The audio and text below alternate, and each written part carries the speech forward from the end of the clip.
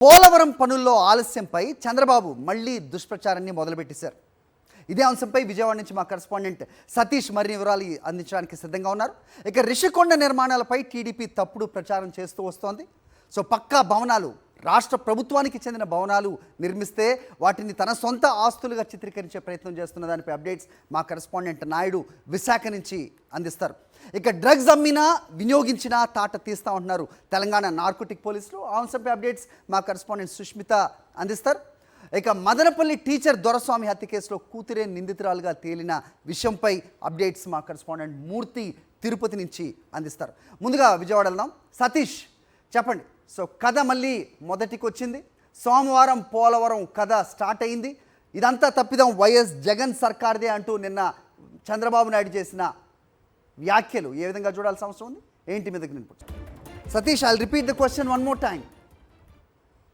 ముఖ్యమంత్రి చంద్రబాబు తొలి పర్యటనలోనే దుష్ప్రచారం చేయడం అనేది ఇప్పుడు అటు ఆ ఇంజనీరింగ్ అధికారుల్లోనూ రాష్ట్ర వ్యాప్తంగా కూడా చర్చనీయాంశమైంది. వాస్తవానికి పోలవరంలో జాప్యానికి గతంలో చంద్రబాబు ప్రభుత్వం 2014-19లో చేసినటువంటి పొరపాట్లే కారణమైతే దాన్ని ఆ వైఎస్ జగన్ ప్రభుత్వం పైన నెట్టేసే ప్రయత్నం ఆ చంద్రబాబు నిన్న తొలి పర్యటనలో చేయడం అనేది తీవ్ర వివాదాస్పదమైంది. వాస్తవానికి ఆ వైఎస్ జగన్ ప్రభుత్వంలోనే కరోనా వంటి ప్రతికూల పరిస్థితుల్లో కూడా పోలవరం ప్రాజెక్టుకి ఒక స్వరూపాన్ని తీసుకొచ్చారు. అంతేకాకుండా నిన్న స్వయంగా సీఎం చంద్రబాబు పర్యటించినప్పుడు ప్రయాణించినటువంటి స్పిల్వే దగ్గర నుండి ఎగువ కాపర్ డ్యాం వరకు కూడా ఆ పనులన్నింటినీ కూడా పూర్తి చేసింది వైఎస్ జగన్ ప్రభుత్వమే.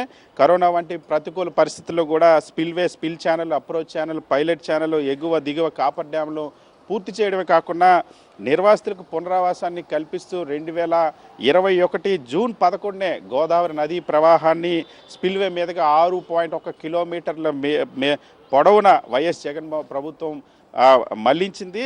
ఆ తర్వాత గోదావరి వరదను మళ్లించేలాగా అవసరమైన స్పిల్ ఛానల్, ఎగువ దిగువ కాపర్ డ్యామ్ పూర్తి చేయకుండా గతంలో ఎగువ కాపర్ డ్యామ్ కాపర్ డ్యామ్ను పూర్తి చేయకుండానే ఆ డయాఫ్రమ్ వాల్ నిర్మించినటువంటి చంద్రబాబు నిర్వాహకం వల్ల ఆ రోజు డయాఫ్రమ్ వాల్ కొట్టుకెళ్ళిపోయింది. దాదాపుగా 2022 నుండి కూడా ప్రభుత్వం ఆ కేంద్రాన్ని కోరుతూ ఉంది. డయాఫ్రమ్ వాల్కి సంబంధించి ఏ విధంగా దాన్ని మళ్ళీ పునర్నిర్మించాలి, దానికి ఉన్నటువంటి అగాధ సమస్యలను ఏ విధంగా అధిగమించాలని కోరుతున్నప్పుడు కూడా ఇంకా కేంద్రం ఒక స్పష్టత ఇవ్వలేదు. సో ఈ నేపథ్యంలో జాప్యం అవుతున్నటువంటి పోలవరం ప్రాజెక్ట్ని ఆ గత ప్రభుత్వం పైన ఆ జాప్యానికి కారణంగా చెప్పేటువంటి ప్రయత్నం నిన్న సీఎం చంద్రబాబు చేయడం అనేది వివాదాస్పదం. వాస్తవానికి ప్రపంచంలో ఎక్కడైనా సరే వరదను మళ్లించేలాగా స్పిల్వే, కాపర్ డ్యాములు కట్టాకనే ప్రధాన డ్యామ్ పనులు చేపడతారు. కానీ 2014-19 మధ్య పోలవరం ప్రాజెక్టు పనుల్లో మాత్రం చంద్రబాబు సర్కార్ అప్పుడు తానుకు భిన్నంగా వ్యవహరించింది.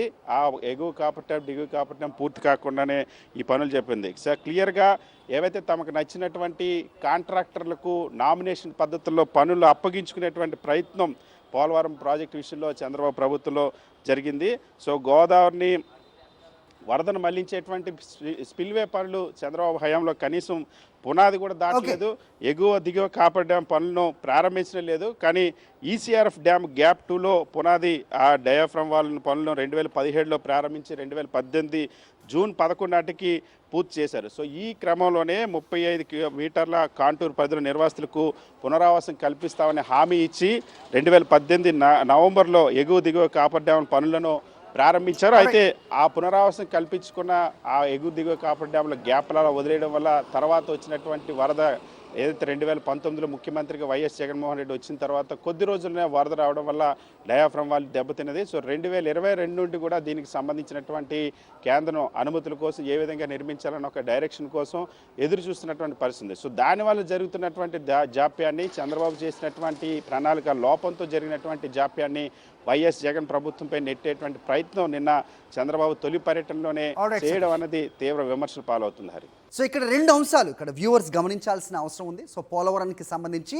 2021 టీడీపీ అధికార పత్రికా ఛానల్స్ అయిన ఈటీవీలో చాలా క్లియర్ కట్గా ఈ పోలవరం అంటే డయాఫ్రమ్ వాల్ ఏదైతే ఉందో వరదల కారణంగా పూర్తిగా కొట్టుకుపోయిన నేపథ్యంలో ఇది ఆలస్యం జరిగే అవకాశం ఉంది అంటూ సాక్షాత్తు ఈటీవీలో కథనాలు వచ్చాయి.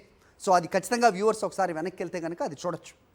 ఇక సెకండ్ థింగ్ 72% పోలవరం పనులు మేము పూర్తి చేసేసాం, ఈ 5 ఏళ్లలో ఒక్క ఇంచు కూడా కదలలేదు అని ప్రస్తుతం ప్రభుత్వం ఏదైతే చెబుతోందో, వైఎస్ జగన్ సర్కార్పై బురదైతే చల్లుతోందో, మరి కేవలం మిగిలి ఉన్న 28% లేదంటే 22% పనులు పూర్తి అవ్వడానికి 4 సంవత్సరాలు ఎందుకు పడుతుంది?